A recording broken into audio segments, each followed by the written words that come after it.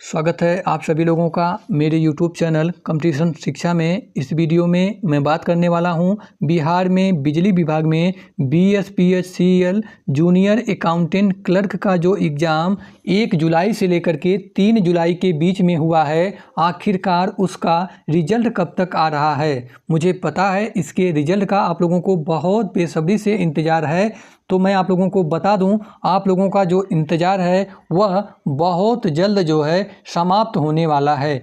क्योंकि आप लोगों को पता है कि बिहार में जो है विधानसभा का चुनाव होने वाला है और अक्टूबर के फर्स्ट या सेकेंड वीक में जो है आचार संहिता लगने वाला है। तो आप लोगों को लगता होगा कि क्या हमारी यह वैकेंसी जो है चुनाव से पहले, आचार संहिता से पहले जो है कंप्लीट हो जाएगी या नहीं। लेकिन मैं आप लोगों को बता दूं, ये आप लोगों का जो वैकेंसी है वह आचार संहिता के पहले जो है कंप्लीट होने जा रही है। क्योंकि नीतीश सरकार ने जितनी भी आयोग हैं उनको सीधा निर्देश दे रखा है कि जितनी भी वैकेंसी अभी प्रक्रियाधीन है उनको जल्द से जल्द पूरा करा करके बच्चों को ज्वाइनिंग लेटर दे दिया जाए। और इस वीडियो में मैं आप लोगों को बताने वाला हूं कि इसका कैटेगरी वाइज क्या एक्सपेक्टेड कट ऑफ रह सकता है मेल के लिए और फीमेल के लिए। वीडियो में अंत तक आप लोग बने रहिए। इस वीडियो को देखने के बाद आपके सारे डाउट जो है क्लियर हो जाएंगे, चाहे वह रिजल्ट को लेकर के हो, चाहे वह कट ऑफ को लेकर के हो, चाहे वह फाइनल आंसर की को लेकर के हो। तो सबसे पहले मैं इस वैकेंसी से संबंधित आप लोगों को कुछ बेसिक जानकारी बता देता हूं जो आप लोगों को जानना अति आवश्यक है। इसमें जो जूनियर अकाउंटेंट क्लर्क का जो टोटल पद है 740 पद है और उसके लिए टोटल 70,000 फॉर्म पड़े थे। यानी इसमें जो है 740 पदों के लिए टोटल जो है 70,000 फॉर्म अप्लाई हुए थे। वहीं मैं बात करूं कि इसकी उपस्थिति क्या रही, कितने कैंडिडेट इस एग्ज़ाम में उपस्थित रहे, तो समथिंग 42,000 के आसपास कैंडिडेट ने इस एग्ज़ाम में प्रतिभाग किया है। यानी ओवरऑल मैं बात करूं तो 60% इसकी उपस्थिति रही।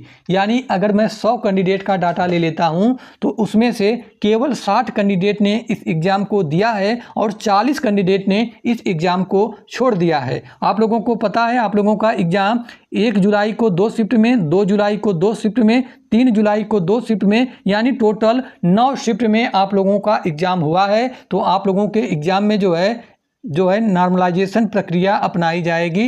नॉर्मलाइजेशन के बारे में आप लोगों को बहुत अच्छे तरह से पता होगा कि नॉर्मलाइजेशन क्यों लागू किया जाता है और यह कैसे अप्लाई होता है। तो नॉर्मलाइजेशन के बाद अगर आपका एग्ज़ाम हार्ड शिफ्ट में हुआ है तो आपके मार्क्स जो है बढ़ने वाले हैं, और आपका एग्ज़ाम मॉडरेट शिफ्ट में हुआ है तो हार्ड शिफ्ट की अपेक्षा कुछ कम मार्क्स बढ़ने वाले हैं। और अगर आपका एग्ज़ाम इजी शिफ्ट में हुआ है तो आपके जो मार्क्स हैं वह जितने आपके मार्क्स हैं उतने ही रह सकते हैं, या कुछ मार्क्स जो है कम भी हो सकते हैं। यह आप लोगों को पता होना चाहिए, क्योंकि अक्सर आप लोगों को लगता है कि नॉर्मलाइजेशन में जो मार्क्स हैं वह केवल बढ़ते ही बढ़ते हैं। लेकिन मैं आप लोगों को बता दूं, नॉर्मलाइजेशन में जो मार्क्स हैं बढ़ने के साथ साथ घट भी जाते हैं। यह आप लोगों को पता होना चाहिए।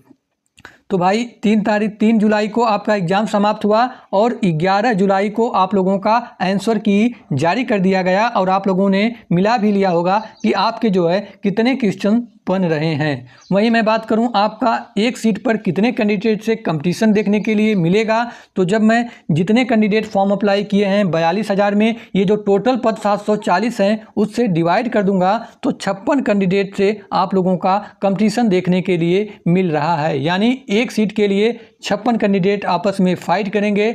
56 में से 55 कैंडिडेट बाहर होंगे और केवल एक कैंडिडेट का अंतिम चयन सूची में नाम देखने के लिए मिलेगा। आप लोगों का जो एग्ज़ाम मोड रहा था कंप्यूटर बेस्ड टेस्ट हुआ था। वहीं मैं बात करूं आप लोगों ने जो पेपर दिया उसका लेवल क्या रहा था, तो आप लोगों का जो पेपर था वह मॉडरेट टू हार्ड की कैटेगरी में शामिल है। आप लोगों का पेपर ईजी नहीं था जो प्रश्न पूछा गया था। हालांकि कुछ प्रश्न जरूर इजी थे, लेकिन वैसा जो है सभी पेपर में देखने के लिए मिलता है कि कुछ प्रश्न हमारे इजी होते हैं, कुछ प्रश्न हमारे मॉडरेट पूछे जाते हैं हमारे एग्ज़ाम में, और कुछ प्रश्न जो है हार्ड पूछे जाते हैं। तो वैसा आप लोगों के एग्ज़ाम में भी देखने के लिए मिला है। आप लोगों के एग्ज़ाम में कैटेगरी वाइज अलग अलग जो है मिनिमम क्वालिफाइंग मार्क्स का प्रावधान था, जिसमें यूआर को जो मिनिमम क्वालिफाइंग मार्क्स लाना था 40%, ईबीसी कैटेगरी को लाना था 34% minimum qualifying marks, BC category को लाना था 36.5% और एससी, एसटी और फीमेल कैटेगरी के लिए जो मिनिमम क्वालिफाइंग मार्क्स का प्रावधान था 32% था। ठीक है, देख लीजिए मैंने ये स्लिप बनाया हुआ है नॉर्मलाइजेशन का। अब देखने की बात है ये है कि आयोग की नज़र में कौन सा शिफ्ट हार्ड है, कौन सा शिफ्ट मॉडरेट है, कौन सा शिफ्ट इजी है, उसी के अनुसार आप लोगों को नॉर्मलाइजेशन में फ़ायदा मिलने वाला है।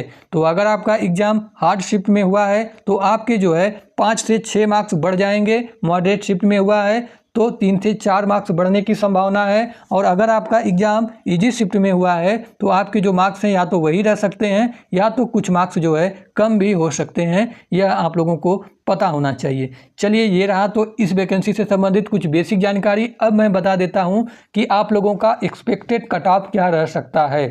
कैटेगरी वाइज मेल की और मैं फीमेल की अलग अलग बताने वाला हूँ।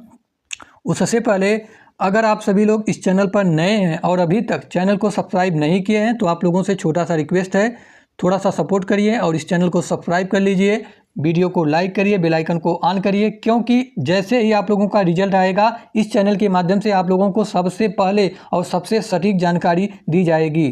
ठीक है, चलिए मैं कट ऑफ की बात कर लेता हूँ। तो इसमें यूआर कैटेगरी अगर आपकी है, यानी आपकी कैटेगरी जनरल है और आप मेल कैंडिडेट हैं, तो आपकी अगर 76 ± 2 मार्क्स हैं तो इतने पे आप सेफ जोन में हैं, इतने पे आपका सिलेक्शन इस बार हो जाना चाहिए मेरे हिसाब से, जहां तक मैंने एनालिसिस करके यह कट ऑफ बनाया हुआ है। तो फीमेल के लिए जनरल कैटेगरी के लिए 71 ± 2 मार्क्स, आपकी कैटेगरी बीसी है, मेल कैंडिडेट हैं तो 74 ± 2 मार्क्स आपका कट ऑफ रह सकता है। फीमेल के लिए 69 ± 2 मार्क्स, आपकी कैटेगरी ईडब्ल्यूएस है और आप मेल कैंडिडेट हैं तो आपकी अगर 72 ± 2 मार्क्स हैं तो आपको परेशान होने की आवश्यकता नहीं है, क्योंकि इसी के आसपास आप लोगों का दोस्त कट ऑफ रहने वाला है।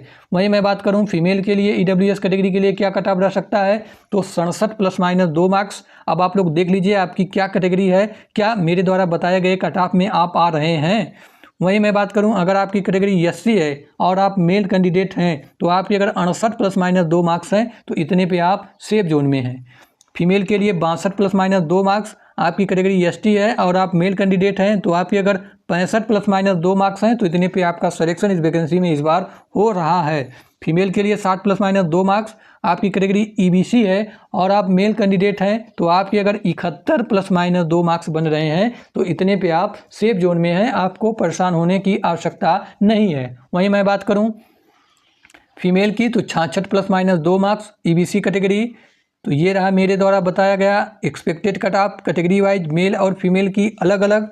अब इसके बाद मैं बता देता हूं आप लोगों का रिजल्ट कब तक आ सकता है। तो भाई पूरी संभावना है कि आचार संहिता के लगने से पहले आप लोगों का जो है रिजल्ट आ जाए।